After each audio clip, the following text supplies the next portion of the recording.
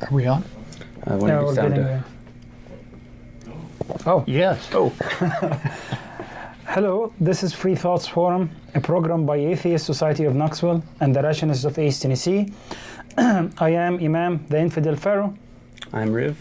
And I'm Ralph Eisler. We want you to know that if you don't believe in God, you're not alone.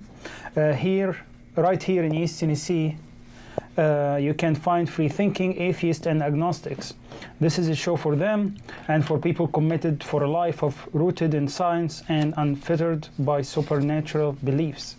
Today's show, we'll talk to our own infidel pharaoh about the morality and Christian apologetics arguments for existence of God.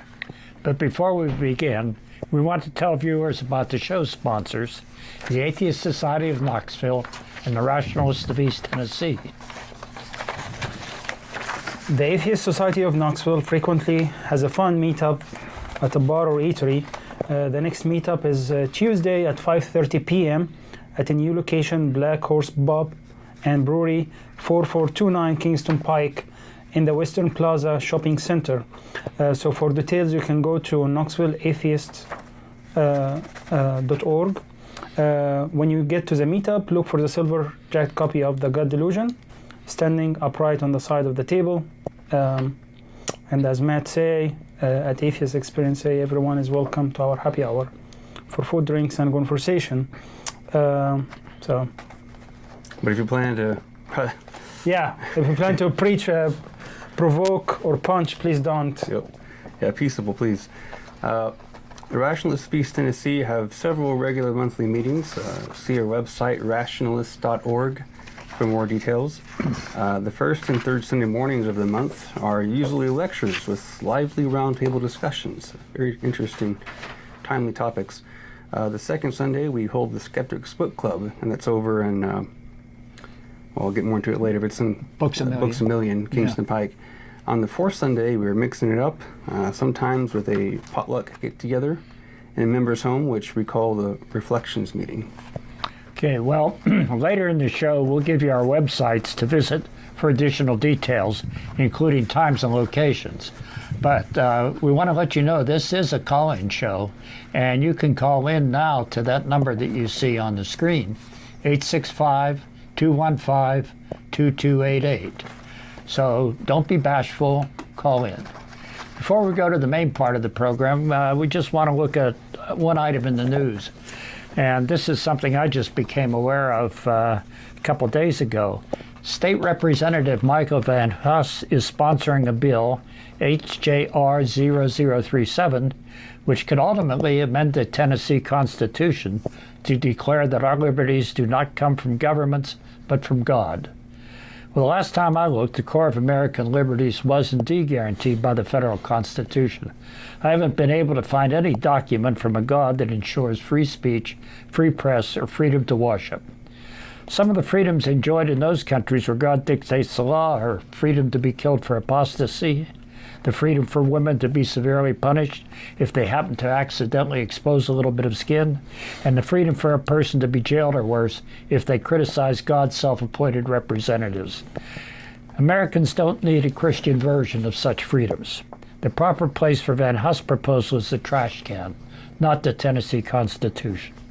This seems to be kind of a knee-jerk reaction because theists are getting a little nervous when they start reading these polls showing that people are abandoning religion more and more, not necessarily becoming atheists or agnostics, but they just don't find anything in it to be of particular use. Mm-hmm. And also they're finding, I think, that in modern society that Bronze Age mythologies just don't seem to have much to offer them very much on that.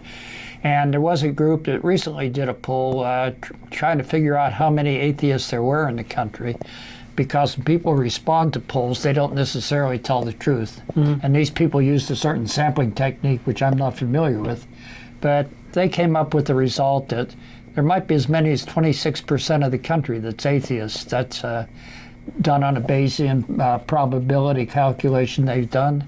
And they say it's 93% confidence, and it's 26 plus or minus, I don't know, 7-8%, something like that. So it's a little hard to tell what. But there are a lot more atheists out there than you think. And so if you're getting away from religion or have gotten away from religion, you got a lot of help around this area. Yeah, it can seem like sometimes it's just I'm alone in this, whatever, but it's not the case. In fact, when you said the word atheist 26% and everything, I tend to wonder a lot of the time people might not even realize the words, how they use them, you know. Yeah, I think a lot of people actually get kind of turned off by the word because while they're in practice, they're atheists. They don't want to be called atheist because it has a pejorative meaning to it. Yeah. I mean, there is different, I think, facets to what people would like to, but it always come to labels, I guess, and the jerk reaction for labels. Right. But it is something that I really noticed lately is that, and that's a good point to start what the points we want to talk about is, you find like a lot of Christians, especially here in the US, so I'm going to talk more about Christians, where well, we are where we are right now, this degeneration in the society because of abandoning of religion. So what they are trying to do really is saying that this percentage that you just mentioned is a cause of why we have, a falling society. Because we start to abandon God. And aspect of this is basically they start tying all this to morality.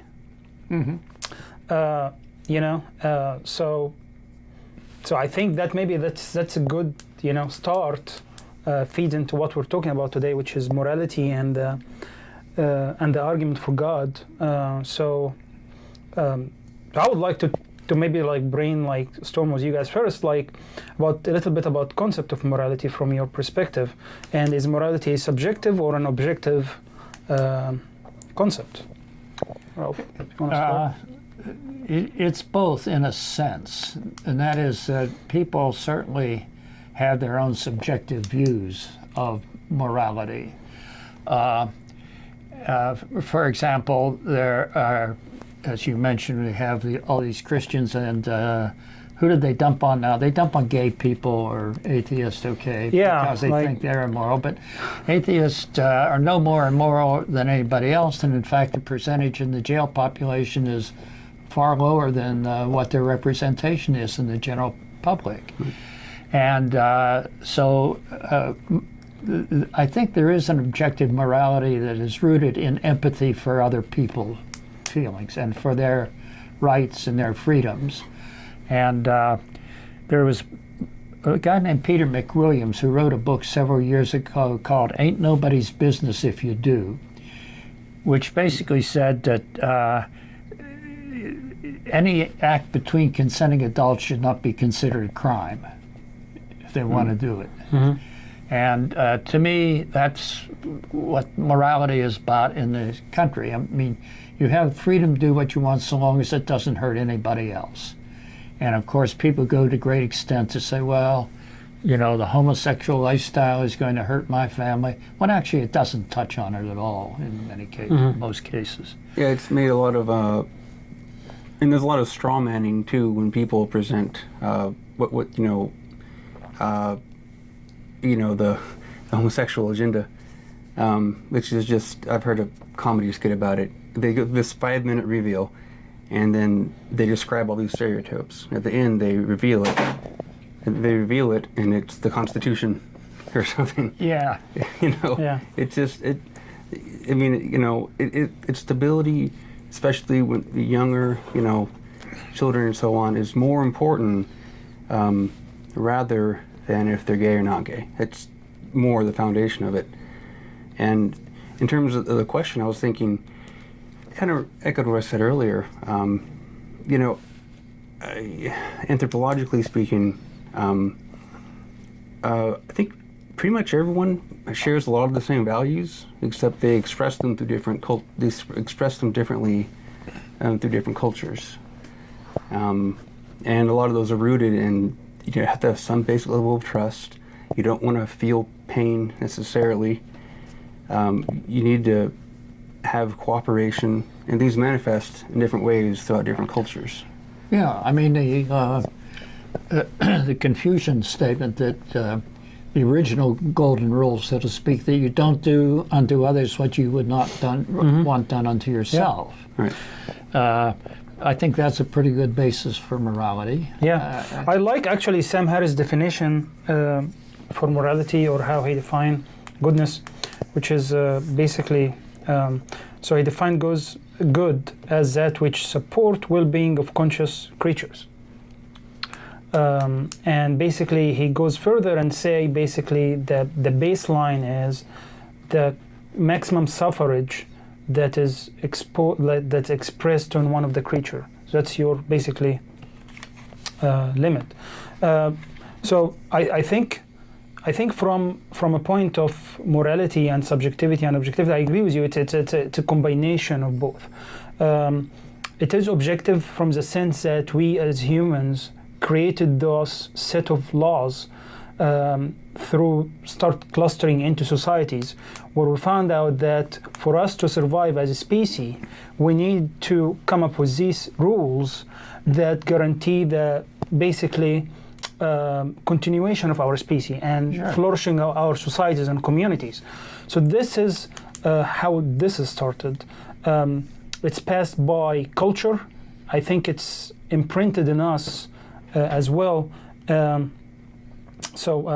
One really good statement that I read recently, which is say that morality is imprinted on us by evolution and modulated by society and culture, which I think sums really, like my view on this. Go ahead. Yeah, I don't know about the first part. It might be true. Whether evolution has made us moral. Of course, the theists would argue it hasn't. They would argue that evolution has produced a survival of the fittest, nature red in tooth and claw type of attitude. And it's religion then that provides the leavening of that. It provides the moral basis so we don't kill each other. But that's not necessarily true at all. I mean, as you say, to live in a society, you can't have the members of society going around willy-nilly beating up on each other, killing each other, etc. And you have to have the trust. You can't lie, things like that. So culture does modulate that morality there. I agree with that. But as I said sort of at the beginning, I think the real basis for morality is empathy for other people and other living things. Absolutely. I mean, this is the basics of humanism. And it gets back to the old Euthyphro dilemma, doesn't it? That it is, does what God say is good make it moral? Yeah. Or does God it goes choose what is good from it goes to back is where did he get is there is a absolute morality that God himself abide to, or he himself came up with morality, or basically but think about this more. I was like, so if they are really claiming that morality is universal, it's objective and universal and it's coming from God, so and it exists out there and it's just coming to us as humans, so if it's really universal, why the same morality does not apply to the rest of creatures? Like, what doesn't apply to animals? Why, for example, like animals kill other animals? Why they have incest? Why humans decide that this is not moral, whereas animals, still do it? If it's something universal, then you would think it's something that would apply to everything that's out there. Don't you think so? We kill animals. I mean, we do. We don't kill each other. That's just, for the most part, we don't. Okay. Although that's true. When you look around the world, it's not necessarily true. But animals kill for food. It's a product of nature, product of evolution. There were carnivores and herbivores, and there's no morality connected with that. You can't call a lion bad because he kills a gazelle and eats it. I mean, that's what makes a lion. He doesn't have any sense of morality. Exactly. So, but human beings do. They don't kill each other for fun. And again, for the most part, they don't eat each other. Cannibalism is almost dead. Yeah. Well, and there's also the aspects of the slick response to that, right? From a more theistic perspective, might be, oh well, that's okay because we're given dominion over the animals, so it's a double standard. Yeah. And it's interesting how it lacks all explanatory power, other than just to say it is so. Whereas you look at creatures, for instance, there's the one bit about there's a video of an elephant who refused to drop. It was in India, I think it might have been. There's this elephant had a massive trunk, was holding a wooden peg for building a fence. Mm-hmm. It wouldn't put it in the ground. It wouldn't do it. They were whipping it, yelling, cursing. It wouldn't do it. And there's a little puppy inside. Oh. So, I mean, dolphins are known to have a lot of empathy over the centuries. Reported for bringing people drowning Mm-hmm. back up to the surface, and we see it all throughout the animal kingdom. This basic behavior of caring because they are cared for, and Yeah. vice versa. Yeah. There's a recent book by Frans de Waals who studies mainly primates, but are we smart enough to know how smart animals are? Yeah. It's kind of an interesting read on that. Right. We can study and make so many observations. But Yeah. But coming back to the connection between moralities and deities, religions have all their own moralities. I mean, every individual has its own set of moralities. And so if you're going to maintain that morality comes from God, you have to say which God. Exactly. And once you pick out one God, then that means the other gods aren't moral. Yeah, Right. Absolutely. There is what, like 10,000 gods?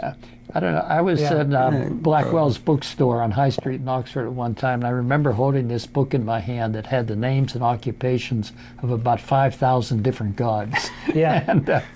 and Yeah. I really should have bought it, I guess, but I didn't at the time. Yeah, no, that's really a good point, and it's one of the points that they don't answer and they can't answer, because even if you make some of them make like an argument for a deist God, but then they cannot go in and actually say which God, Yeah.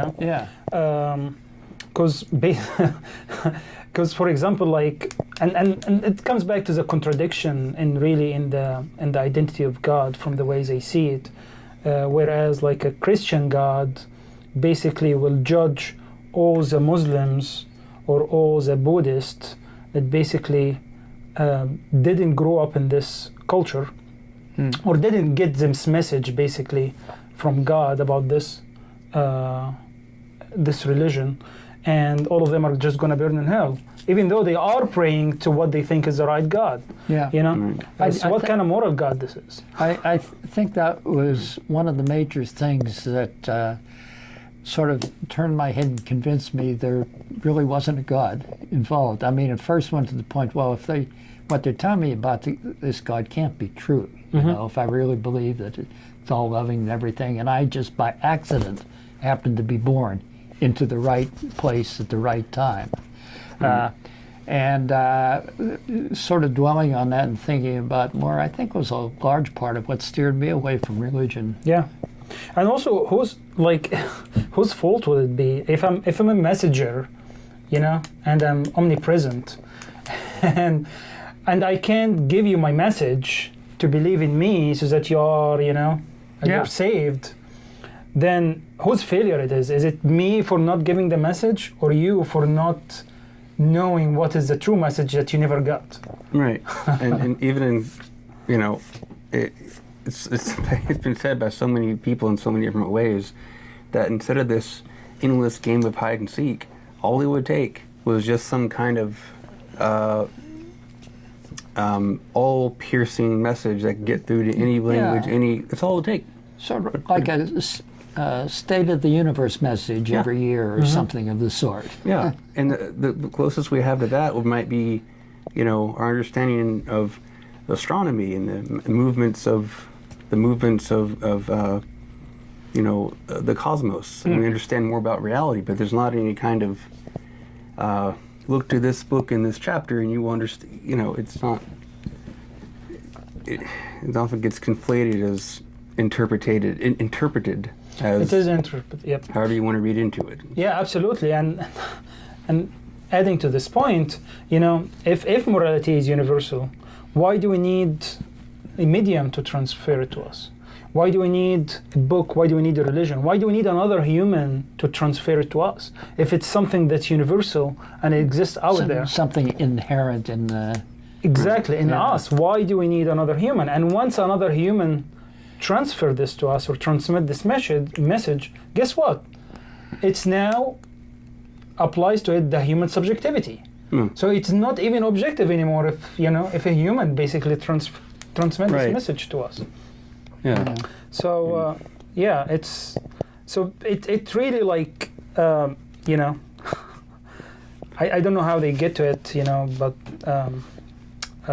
another point is also like those, especially the Abrahamic religion, because I got attacked quite a bit, by people from both sides, Islam and Christianity, about like being an atheist or agnostic, you don't have a basis to basically say anything about morality. You can't make a claim about morality.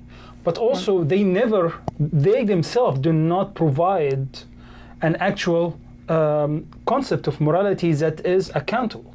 Their own morality itself, especially when you start looking at the books and what's inside it, the Bible and the slavery and all the angry old the Old Testament God, killing children. So what kind of morality? What kind of morality is the Islamic God? So this is really no basis for them to come and say, we have morals in our book, because the book itself is immoral once you start looking at it. Yeah, I think it was Richard Dawkins who, let me think if I can get this right, he described the Old Testament God as the most unpleasant character in all fiction. Capricious, megalomaniacal, malevolent, so and so and so on. And so and so on. Yeah. And Dan Barker went off to take each one of those adjectives and write a whole chapter in the book. Yeah. And we did a show on that. When was it? Oh, it was a few months ago. We did a show on Dan Barker's book there on that. And yeah, we've got a phone call. All right. Hello, caller. Are you hearing me? Yes. Okay, so this is Faithless Forrest. I'm watching the show, and you were talking about, the Bible believers not actually offering you an example of morality. Am I getting a bad echo or anything? Yeah. All right. Let me see if I can step where it won't happen. I think you're good now. You're good. All righty. Well, Robert Ingersoll made an excellent argument in his book, Some Mistakes of Moses, regarding the immorality of the Hebrew God. And assuming that I can operate my phone here and not get a bad echo, I'd like to share what he wrote with you. Absolutely. Okay. Go for it.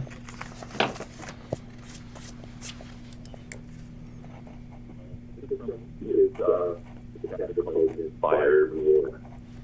If the Bible be true, God commanded the chosen people to destroy man's Can you get the phone closer to you a little bit? They were not allowed to bear trembling white-haired age, nor dimpled babes clasped in mother's arm. They were ordered to kill women and to pierce with the sword of war the unborn child. Quote, our Heavenly Father commanded the Hebrews to kill the men and women, their fathers, sons, and brothers, but to preserve the girls alive. Why were not the maidens also killed? Question mark. Why were they spared? Question mark. Read the 31st chapter of Numbers, and you will find that the maidens were to be given to the soldiers and the priests. He then goes on to ask the question: if this was the order of God, under what under the same circumstances would have been the command of the devil. So do you see what he's getting at Yeah. here? Right. Yeah, exactly. In other words, the Hebrew God is a fiend himself. And it's kind of hard to, he makes the point, it's hard to think of something worse than that. That this is, total warfare and rape and pillage. And this was done at the chosen people did it at the command of Yahweh, the Hebrew God. Yeah, at least according to the Bible. And of course what If the happened, Bible be true. of course what happened was that people afterwards used that excuse that God told them to do it in order to justify their actions. Right. I had a conversation with a friend maybe last year or so. Kind of got into the Euthyphro, and I didn't catch it when I should have. But he just kind of glazed over it as well. If God ordered it, it must be true and it must be good, and right over me at the time. But yeah, by that logic, then any god, any demon, any insert description could make a command, and as long as it came from the book, then it's all clear. That's all the justification you need. Yep. Well, it is really like, so they do not offer those, especially the Abrahamic religion. I would say they don't have any concept of moral accountability or moral obligations. Yeah. And so, for example, like you can be a killer your entire life. Like Hitler, before his death, he could have accepted Jesus. Yeah, deathbed conversion. And now he's just like, he's in heaven right now looking at us from up above, Yeah. Or as you said, like someone like Abraham, which is going to sacrifice his son, or someone, now they basically say, God came to me in my sleep and, I'm going to commit this crime. Yeah, or people like Carl Sagan, for instance, Einstein, right? If the Bible be true, must be not too pleasant, despite all the incalculable deeds contribute to society. I mean, it becomes incomprehensible, I think, and not a cogent thought, I suppose, if you just follow that line of logic. Yeah. Well, as I say, that's sort of subjective morality in the extreme. Absolutely, it is subjective morality. That is the definition of subjective morality. I want to disagree with that. I don't think subjective is a good term for that. It's random. You cannot predict how Yahweh is going to behave. And in the case of another instance where Saul is the commander of the Israeli armies and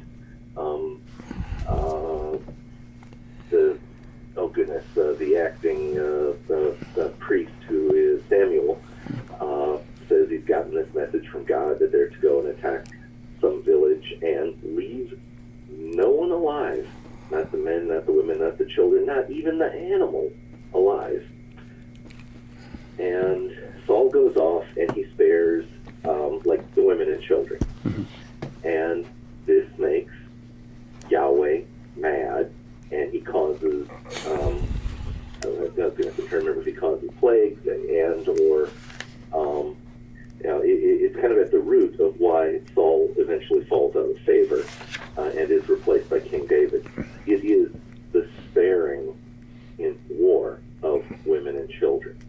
So, you just can't predict what Yahweh is going to do based on anything like what we would think of as moral behavior, which is being kind to your neighbors. Or at the very least, being receptive and being extending that empathy to realize they're people too. They're living dynamic lives. We're all the heroes of our own story, and they're going through something. I'm going through something. Maybe I should consider how I treat them, rather than thou shalt, and that's gets us nowhere. Well, the point I was trying to get at is that the command that was given given to Saul is so utterly different than what you find elsewhere in the Bible. Especially the New Testament, you'll find some things that challenge us to be a better people, which is to love our enemy. And okay, that could even be interpreted to be kind of dumb sometimes. But it's the challenge is to love your enemy is to say be prepared to understand their humanity and look for common ground and to make peace with them. Well, that's great. But that's utterly different than the God of the Old Testament, which is to say you cannot predict what morality is from the Bible. All right, I've said my piece. I'll let you guys go back to discussion amongst yourself and clear the line. I hope you get some more callers. Right. Thanks, Lee. Okay, thanks, Lee.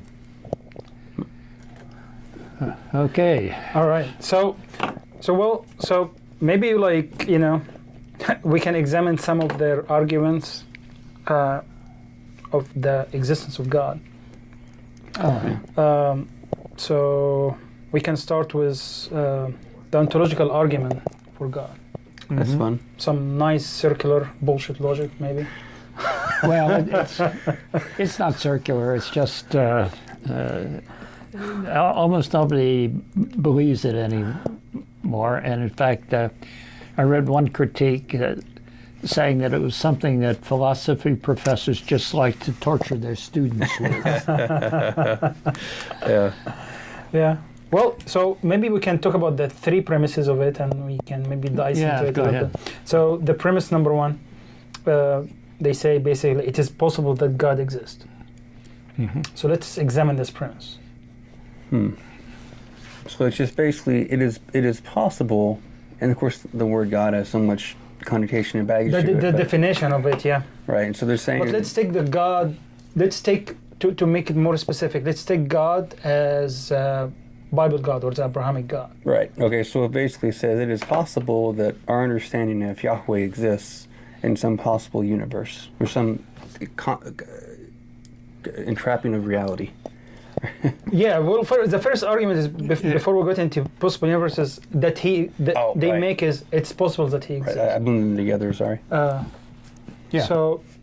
So I mean, looking at this a little bit was basically.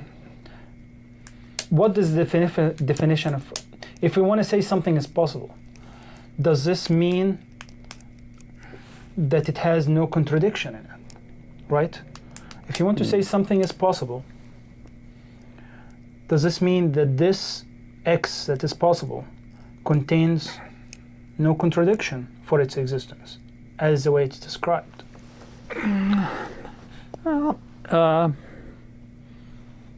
Yeah, I would guess. I mean, that's basically a definition that once you describe, I mean, you start off describing what the God is. That's the way usual what the nature of this God is. Mm-hmm. That's the usual start to the ontological argument.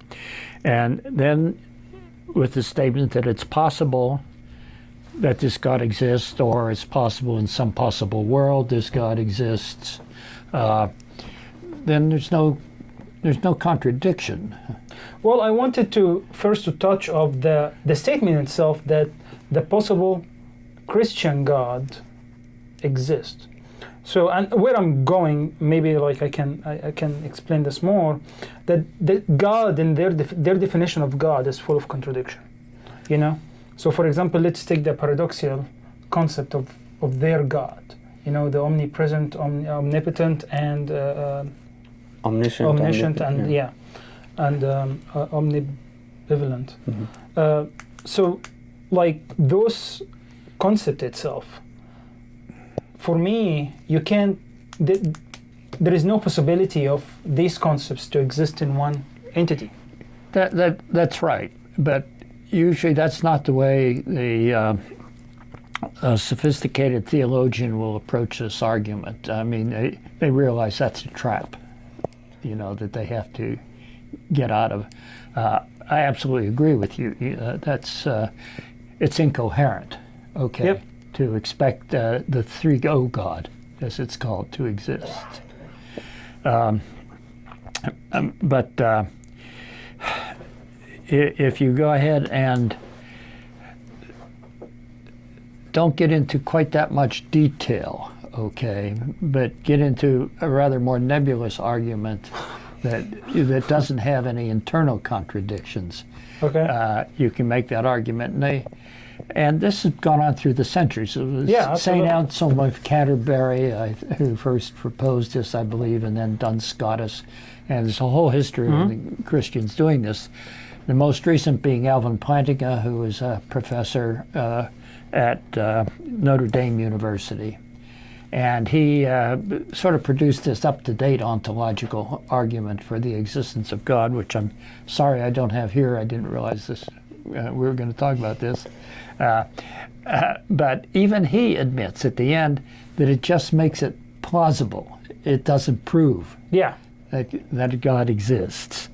And the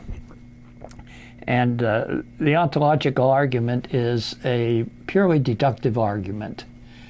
And you can't argue anything has a connection with reality that is purely ontological, that doesn't have some input, some observational input, some input from the world the way it actually exists. Yeah. Right, and also the Word of God is kind of a summarization and kind of follow-on would be, it becomes kind of useless, I think, but someone could insert the word of God or in connotation of Yahweh or anything.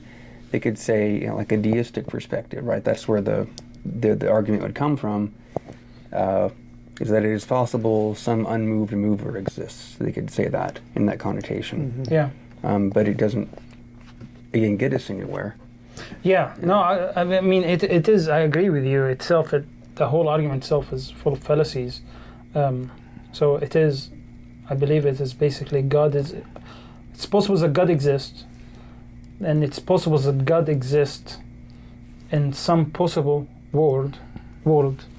Then if God exists in some possible world, then God exists. In all possible. In all possible Because worlds. it's necessary. It is necessary, yes. Yeah. Okay, So let me give you an example of this if I can.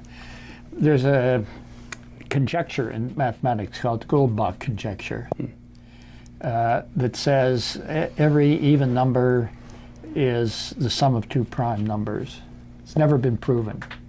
But using the ontological argument, you can prove it. It's possible that in some possible world, the Goldbach conjecture is true. And if the Goldbach conjecture is true in some possible world, then it has to be necessarily true in every possible world. And I have just won a Wolf Prize or something of the sort. Would it be so far as to say that it is possible that I can actually fly, but I'm choosing not to? Yeah. And in some possible world I can, therefore in all possible worlds I can fly but choose not to. Yeah, I think this was an argument similar to that Richard Dawkins made to a bunch of theologians at one point. Yeah. All right, So- I think we're getting to the mid program. Yeah, we're Probably like double the time to talk about all this. know. we're getting to the point here where we have to make some reference to our sponsors. Absolutely. So, in case you are just tuning in, this is Freethought Forum, a program by the Atheist Society of Knoxville and the Russians of East Tennessee. Freethought Forum is funded jointly by them and by individual contributions. We have moved. This is our new regular time every Wednesday from 6:30 to 7:30 Eastern. In the Knoxville Community Access Television, channel 6, 12, 99, 193, depending on your local cable network. Tell your out-of-town friends to see us streaming at ctvknox.org. Okay, well, today's show is live. This is April 4th, 2018, and you can call the number on the screen and speak with us. While we take a short break, please watch these informative videos about our sponsors. So, Do you find stories of talking snakes laughable? Do you prefer the scientific method over supernatural beliefs? Are you concerned about religious leaders and organizations imposing their values and rules on your body, your family, and the rest of our society? Well, take comfort in the fact that you're not alone. The Rationalists of East Tennessee meets for fellowship and provides a forum for people who support skeptical thinking and rational discussion of these and other issues. To find out more information or to find out about our next meeting, visit us on the web at www.rationalist.org. If you live in or around the Knoxville area and are questioning your religious beliefs or simply believe in one less God than everyone else, well, you're not alone. The Atheist Society of Knoxville is a fun and friendly group of people just like you that meets twice a week at a bar or restaurant. We meet every Tuesday night following the show. You'll find our group either inside or on the patio. Look for Richard Dawkins' silver-jacketed book, The God Delusion, standing upright on the table. But if you plan to preach, proselytize, provoke, or punch, please don't. We all question what we believe at one point in our lives. If this is the time for you, come join us for food, drink, conversation, and fun. All right, and we're back. So, the Atheist Society of Knoxville, or ASK, as we like to call it, always ask questions, don't take anything for granted. Meets one or more times a week. We have evening meetup for fun, food, drinks, and conversation. You can find us online at knoxvilleatheists.org. The purpose of ASK is to supply a venue for community, comrades, and outreach to atheist, agnostic, freethinker, and other like-minded person in East Tennessee area. Next Tuesday meeting is at 5:30 p.m. As of March 6th, we have moved to a new place called Black Horse Pub and Brewery at 4429 Kingston Pike, Knoxville, in the Western Plaza Shopping Center. The RIT third Sunday morning meeting in April will feature a DVD presentation from the Skeptic Society, a distinguished lecture series by Dr. Chris Impey, I'm saying that right, titled Humbled Before the Void, Western Science Meets Tibetan Buddhism. Surprise, delight, and unbridled mirth are not commonly encountered in the science classroom, but in the foothills of the Himalaya, at a program to teach cosmology to Buddhist monks by the University of Arizona astronomer Chris Impey. They were daily occurrences. Working with this unique audience spurred new ways of thinking about the universe and the art of teaching. This talk takes listeners on adventures at the nexus of science, religion, philosophy, and culture. Dr. Impey studies quasars and distant galaxies and is the author of How It Began, How It Ends, and the Living Cosmos, and has won 11 teaching awards. The April 29th annual RET public speaker will be Tennessee's most dangerous woman, Gail Jordan, Director of Recovering from Religion. She will speak on her recent candidacy for the Tennessee State Senate in District's 14th election held in March. This will be her first presentation of the topic. Gail was open about her atheism during the campaign. She was branded Tennessee's most dangerous woman by Lieutenant Governor Randy McNally. You can see a picture of Gail up on the screen. She doesn't look particularly threatening to me. The date, but you should write down this date and time. This should be a very good lecture. It's April 29th, that's a Sunday, 2 p.m. in the Goins Auditorium, Pellissippi State Community College on the Hardin Valley campus.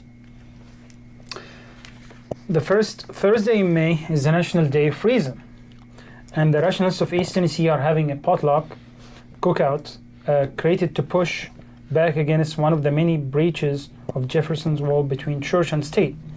From the National Day of Reason website, a consortium of leaders from within the community of Reasons endorse the idea of National Day of Reason. The observance is held in parallel with the National Day of Prayer.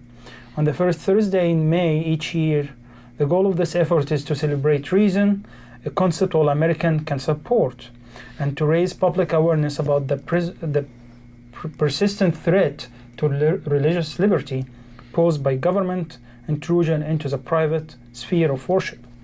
The National Day of Reason website is co-sponsored by the American Humanist Association and Washington Area Secular Humanists. The RIT Skeptics Book Club meets the second Sunday of this month. The month. Sorry. The book is for the May 11th is A Planet of Viruses by Carl Zimmer. Time will be 2 to 4 p.m. at the Books A Million in Knoxville. Location is 8513 Kingston Pike here in Knoxville. You do not have read the book, but to attend, but of course it helps. Yeah, so you can see www.rationalist.org for programs or meeting times and locations, and for the list of future books. So let's get back to our main discussion here. All right. Let's do that. I don't know if we will have a lot of time, but we can get into it and see. So let's discuss another argument they use, which is TAG, the Transcendental Argument for God, which is basically what it says is they basically attempt to argue for the existence of God due to the existence of logic and morals, and they basically, logic and morality cannot exist without God, and thus we need God to exist. So he is basically the source of logic and morality, and I think reading more about this, I think the reason why the entrance for their argument, I believe, is Platonic realism, which is the idea that there is objects or things that exist outside of our physical realm, in this, somewhere, and these things exist independent from anything physical. Well, they're ideals. Yes, Yeah, the ideals. Yeah. I mean, you can, for instance, we're sitting in a chair, and not too comfortable, the folding chair, but there are lounge chairs and there are sedan chairs. There are all kinds of different chairs that people make, but there is a concept which is not embodied, which is that of a chair, of a thing that one sits in, no matter how it's made or what it looks like or its sort. And that's a Platonic ideal. Yeah. Yeah. So I think, maybe we can discuss a little bit about that. Is the laws of logic, is it really a Platonic object? Is it actually something that universally exists? If you want to start, Rolf. Well, these people who make this argument say that logic, the laws of logic are perfect. Okay, you may want to debate that, but let's just say they are. Okay, they're supposed to be non-contradictory. They can't be a product of human minds because human minds are not perfect. Therefore, they're the product of a perfect mind, which has to be God. And that's what we call God. Mm-hmm. Okay, that's a pretty silly argument. It doesn't distinguish between laws that are proscriptive and laws that are descriptive. A proscriptive law is like a traffic law. You have speed limits, you can't go through red lights, etc. They put limits on what you are allowed to do. These are created by people, by human beings, etc. They prescribe behavior. Laws of nature are not created by humans. They simply are descriptive of what we observe when we observe nature. And the logic is the same way. To say that logic requires a mind is ridiculous. Logic says an apple, if I hold an object in my hand, it can't be an apple and a stone at the same time. Mm-hmm. Okay, it can be one or the other, but it can't be both at the same time. Or it can't be an apple and a not apple, that is anything other, at the same time. And these are simply laws that would exist independent of anything. I mean, you don't need a mind for that logic to exist. Yeah. Well, it kind of reminds me of how it can be noted that, say, my friend told me, he made this several sentence kind of layout of how God is making the wind move and the trees, and I was saying, well, I think more likely it's the case that the wind is just blowing and the tree is reacting to it, much in the same way that somewhere out in space, a billion, so many parsecs out, maybe, I don't know if the universe actually isn't it's that big, but so somewhere, to quote a shirt that has something amazing is happening.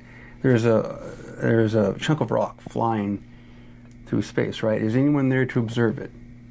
Well, as far as we know, we can't tell. Maybe, but it's still happening.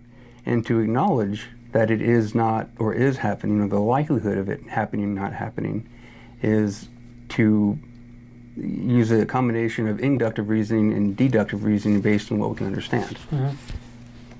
And we understand this based on observation.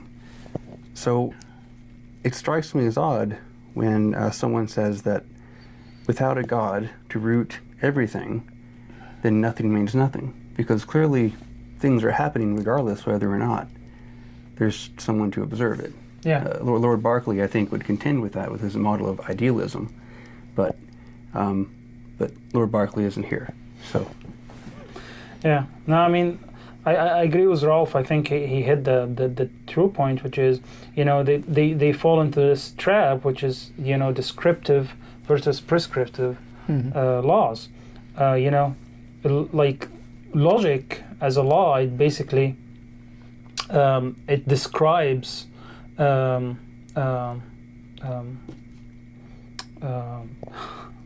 it basically describes an object that exists. It laws that describes an observation. Whereas, for example, a cat, a picture of a cat basically is not. So I like it to say, like, a picture of a cat is not a cat itself. It's just description of what a cat is.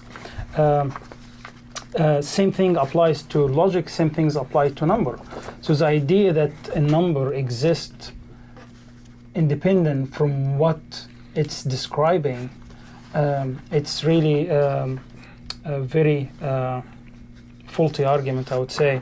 Because really mathematics, what it is it's invented set of rules that is used to approximate certain models in the physical world around us.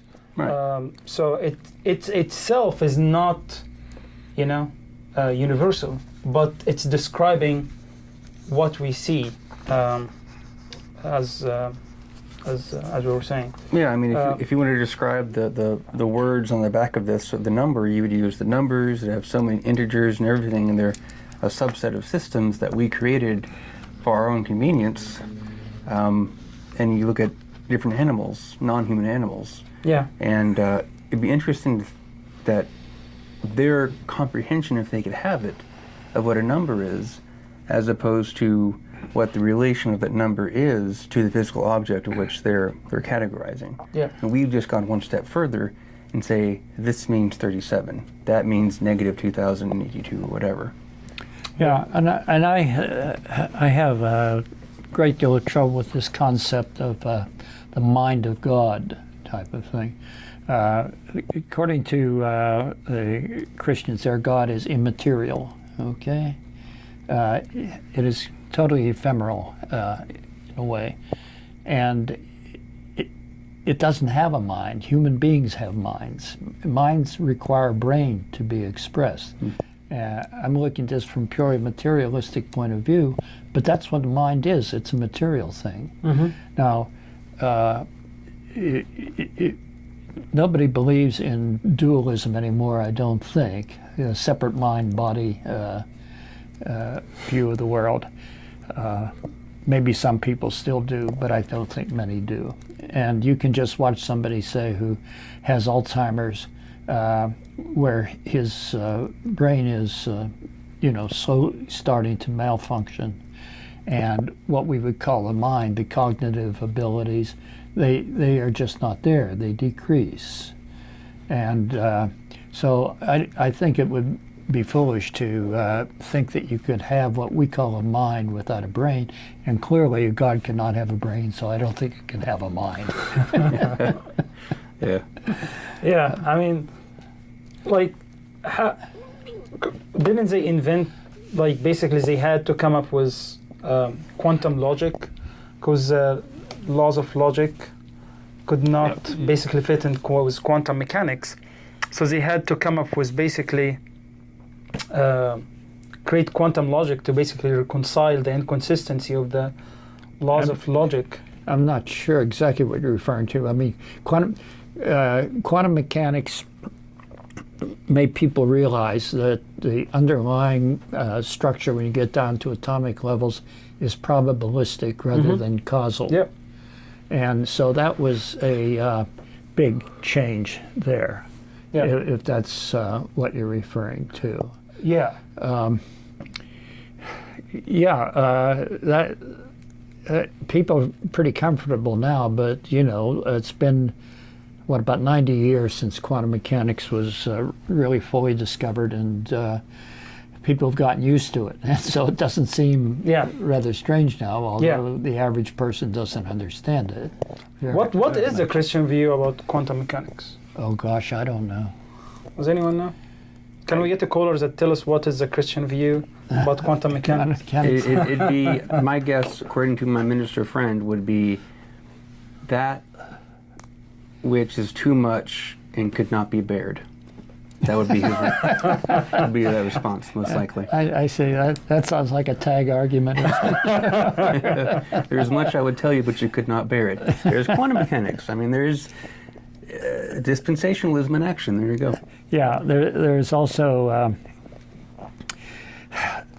there's something called Bell's inequalities, were formulated by a fellow named John Bell.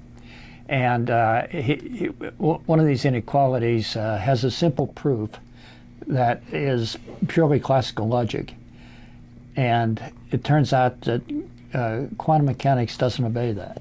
Mm-hmm.